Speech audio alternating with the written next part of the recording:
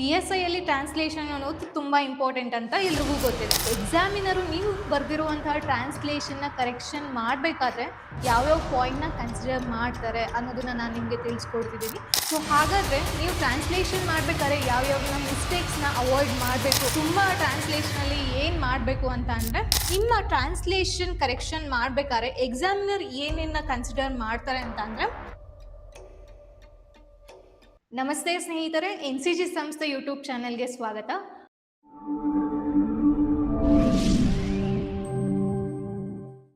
PSI ಅಲ್ಲಿ translation ಅನ್ನೋದು ತುಂಬಾ ಇಂಪಾರ್ಟೆಂಟ್ ಅಂತ ಎಲ್ರಿಗೂ ಗೊತ್ತಿದೆ. ಸೊ ಟ್ರಾನ್ಸ್ಲೇಷನ್ ಮಾಡ್ಬೇಕಾದ್ರೆ ಒಕ್ಯಾಬ್ಯುಲರಿನ ಓದ್ಕೊಳ್ಬೇಕು, ಅದ್ರ ಜೊತೆಗೆ ಗ್ರಾಮರ್ನು ಕೂಡ ಕಲ್ತ್ಕೊಳ್ಬೇಕಾಗಿರೋದು ತುಂಬಾ ಫಂಡಮೆಂಟಲ್ ಅಂತಾನೆ ಹೇಳ್ಬೋದು ಟ್ರಾನ್ಸ್ಲೇಷನ್ ಪಾಯಿಂಟ್ ಆಫ್ ಇಂದ ಬಂದಾಗ.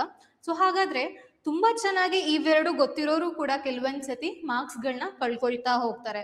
ಅವರು ಹೇಗೆ ಮಾರ್ಕ್ಸ್ಗಳನ್ನ ಕಳ್ಕೊಳ್ತಾರೆ, ಯಾವ್ಯಾವ ಮಿಸ್ಟೇಕ್ಸ್ನ ಅವ್ರು ಮಾಡ್ತಾರೆ, ಅದ್ರ ಜೊತೆಗೆ ಎಕ್ಸಾಮಿನರು ನೀವು ಬರ್ದಿರುವಂತಹ ಟ್ರಾನ್ಸ್ಲೇಷನ್ನ ಕರೆಕ್ಷನ್ ಮಾಡಬೇಕಾದ್ರೆ ಯಾವ್ಯಾವ ಪಾಯಿಂಟ್ನ ಕನ್ಸಿಡರ್ ಮಾಡ್ತಾರೆ ಅನ್ನೋದನ್ನ ನಾನು ನಿಮಗೆ ತಿಳಿಸ್ಕೊಡ್ತಿದ್ದೀನಿ.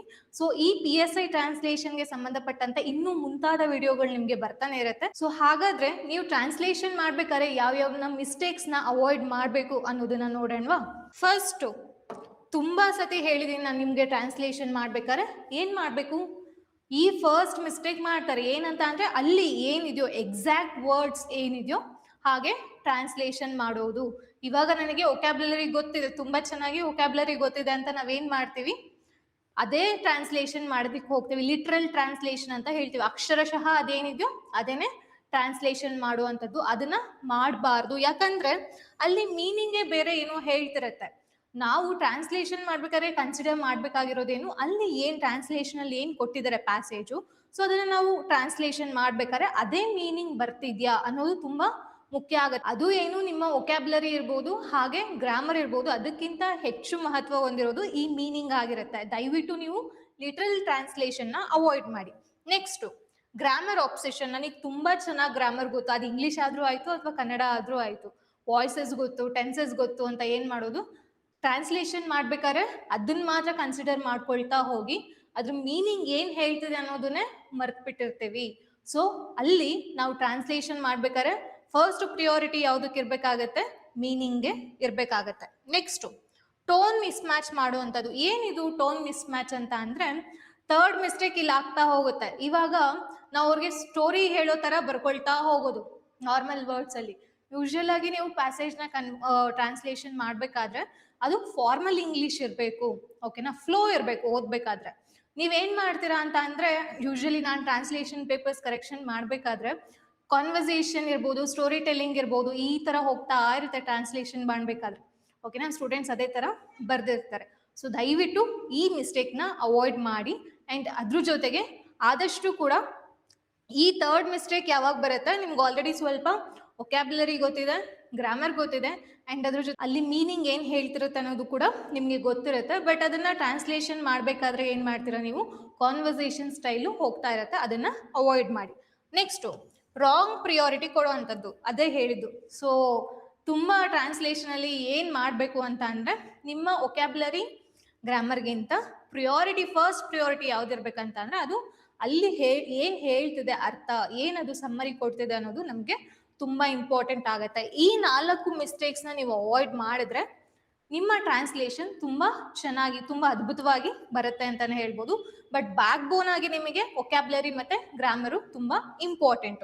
ಹಾಗಾದ್ರೆ ನಿಮ್ಮ ಟ್ರಾನ್ಸ್ಲೇಷನ್ ಕರೆಕ್ಷನ್ ಮಾಡ್ಬೇಕಾದ್ರೆ ಎಕ್ಸಾಮಿನರ್ ಏನೇನ ಕನ್ಸಿಡರ್ ಮಾಡ್ತಾರೆ ಅಂತ ಅಂದ್ರೆ, ಕರೆಕ್ಟ್ ಆಗಿ ಇದ್ಯಾ, ಅವರಲ್ಲಿ ಏನ್ ಪ್ಯಾಸೇಜ್ ಕೊಟ್ಟಿರ್ತಾರೆ ಅದೇ ಮೀನಿಂಗು ನೀವು ಟ್ರಾನ್ಸ್ಲೇಷನ್ ಮಾಡಿರುವಂತಹ ಪ್ಯಾಸೇಜ್ ಅಲ್ಲಿ ಬರ್ತಿದ್ಯಾ ಅನ್ನೋದನ್ನ ಚೆಕ್ ಮಾಡ್ತಾರೆ.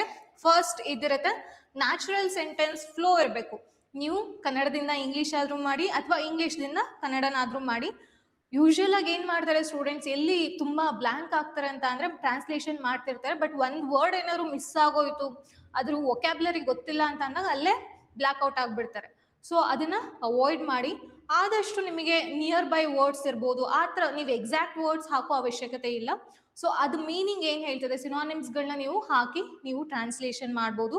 ಅಂಡ್ ಆ ಟ್ರಾನ್ಸ್ಲೇಷನ್ ಫ್ಲೋ ಇರ್ಬೇಕಾಗತ್ತೆ, ಪ್ರಾಪರ್ ಆಗಿ ಒಂದು ಫ್ಲೋ ಇರ್ಬೇಕಾಗತ್ತೆ. ಓದ್ಬೇಕಾದ್ರೆ ಹೌದಪ್ಪ ಇವರು ಕರೆಕ್ಟ್ ಆಗಿ ಟ್ರಾನ್ಸ್ಲೇಷನ್ ಮಾಡಿದ್ದಾರೆ ಅಂತ ಅನ್ಸ್ಬೇಕು. Next, clear tense and intent. Tense ಯಾಕೆ ತುಂಬ ಇಂಪಾರ್ಟೆಂಟ್ ಅಂತ ಅಂದರೆ, ಅವರು ಪ್ರೆಸೆಂಟ್ ಟೆನ್ಸಲ್ಲಿ ಇತ್ತು ಅಂದರೆ ಪ್ರೆಸೆಂಟ್ ಟೆನ್ಸಲ್ಲೇ ಕನ್ವರ್ಟ್ ಮಾಡಬೇಕು, ಫ್ಯೂಚರ್ ಇತ್ತು ಅಂದರೆ ಫ್ಯೂಚರಲ್ಲಿ ಮಾತಾಡಬೇಕು, ಪಾಸ್ಟ್ ಇತ್ತು ಅಂದರೆ ಪಾಸ್ಟಲ್ಲೇ ಮಾತಾಡಬೇಕಾಗತ್ತೆ. ದಯವಿಟ್ಟು ಟೆನ್ಸ್ನ ಚೇಂಜ್ ಮಾಡಲಿಕ್ಕೆ ಹೋಗಬೇಡಿ. Next simple error free language. ತುಂಬ ಸಿಂಪಲ್ ಆಗಿ ಇಟ್ಕೊಳ್ಳಿ. ತುಂಬ ಕಾಂಪ್ಲಿಕೇಟೆಡ್ ವರ್ಡ್ಸ್ಗಳನ್ನ, ತುಂಬ ಇಂಗ್ಲೀಷ್ ವರ್ಡ್ಸಲ್ಲಿ ಅದರಲ್ಲೂ ಕೂಡ ತುಂಬ ಒಕ್ಯಾಬ್ಲರಿ ವರ್ಡ್ಸ್ಗಳನ್ನ ಹಾಕ್ಲಿಕ್ಕೆ ಹೋಗಬೇಡಿ, ಡಿಕ್ಷನರಿ ವರ್ಡ್ಸ್ಗಳನ್ನ.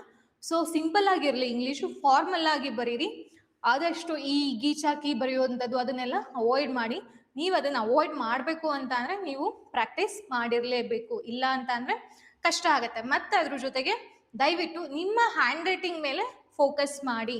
ಓದಬೇಕಾದ್ರೆ ನೀವು ಎಷ್ಟೇ ಚೆನ್ನಾಗಿ ಟ್ರಾನ್ಸ್ಲೇಷನ್ ಮಾಡಿದ್ರೂ ಕೂಡ ಅಲ್ಲೇನಿದೆ ಯಥಾವತ್ತಾಗಿ ಕರೆಕ್ಟಾಗಿ 10/10 ಕೊಡೋ ಥರ ಇದ್ರೂ ಕೂಡ ನೀವು ಬರ್ದಿರೋದು ಕರೆಕ್ಟಾಗಿ ಅರ್ಥನೇ ಆಗಿಲ್ಲ ಅಂತ ಅಂದರೆ ಅದನ್ನು ಹೇಗೆ ಕರೆಕ್ಟಾಗಿ ಟ್ರಾನ್ಸ್ಲೇಷನ್ ಮಾಡಿದ್ದಾರೆ ಅಂತ ನಾವು ಒಪ್ಕೊಳಕ್ಕಾಗತ್ತೆ, ಹೌದಲ್ವಾ? ಅಲ್ಲಿ ಬರ್ದಿರೋದು ಫಸ್ಟ್ ಆಫ್ ಆಲ್ ಅರ್ಥ ಆಗ್ಬೇಕಲ್ವಾ? ಅರ್ಥ ಆದರೆ ಏನು ಮಾಡ್ಬೋದು, ವ್ಯಾಲ್ಯೂಯೇಷನ್ ಮಾಡೋಕ್ಕೆ ಈಸಿ ಆಗುತ್ತೆ. ಅರ್ಥನೇ ಆಗ್ತಿಲ್ಲ ಅಂತ ಅಂದಾಗ ಏನಾಗುತ್ತೆ, ನಿಮ್ಮ ಟ್ರಾನ್ಸ್ಲೇಷನ್ ಮಾರ್ಕ್ಸು ಕಡಿಮೆ ಆಗುತ್ತೆ. ಸೊ ನಿಮ್ಮ ಬರವಣಿಗೆ ಮೇಲೂ ಕೂಡ ನೀವು ಕಾನ್ಸಂಟ್ರೇಟ್ ಮಾಡಿ. ಇದಕ್ಕೆ ಸಂಬಂಧಪಟ್ಟಂತೆ ನಾನು ನಿಮಗೆ ನೆಕ್ಸ್ಟ್ ವಿಡಿಯೋದಲ್ಲಿ 3 ಸ್ಟೆಪ್ ಟ್ರಾನ್ಸ್ಲೇಷನ್ ಫ್ರೇಮ್ವರ್ಕ್ನ ಎಕ್ಸ್ಪ್ಲೇನ್ ಮಾಡ್ತೀನಿ. ಅಂತ ಅಂದರೆ ನೀವು ಟ್ರಾನ್ಸ್ಲೇಷನ್ ಮಾಡಬೇಕಾದ್ರೆ ಯಾವ್ಯಾವ 3 ಸ್ಟೆಪ್ಪು ತುಂಬ ಇಂಪಾರ್ಟೆಂಟು. ಸೊ ಅದನ್ನು ನೀವು ತಿಳ್ಕೊಂಡಾಗ ಏನಾಗುತ್ತೆ, ನಿಮಗೆ ಟ್ರಾನ್ಸ್ಲೇಷನ್ ಮಾಡಬೇಕಾದ್ರೆ ಈಸಿ ಆಗುತ್ತೆ. ಅದು ಕನ್ನಡದಿಂದ ಇಂಗ್ಲೀಷ್ ಆಗಿರ್ಬೋದು ಅಥವಾ ಇಂಗ್ಲೀಷಿಂದ ಕನ್ನಡ ಆಗಿರ್ಬೋದು. ಆ್ಯಂಡ್ ಇದಕ್ಕೆ ಸಂಬಂಧಪಟ್ಟಂಗೆ ಈ ವಿಡಿಯೋ ಇಲ್ಲಿಗೆ ಕಂಪ್ಲೀಟ್ ಆಗುತ್ತೆ. Will see you in a 3 step translation framework ಅಂತಲೇ ಹೇಳ್ಬೋದು. Let's in the next video. Thank you.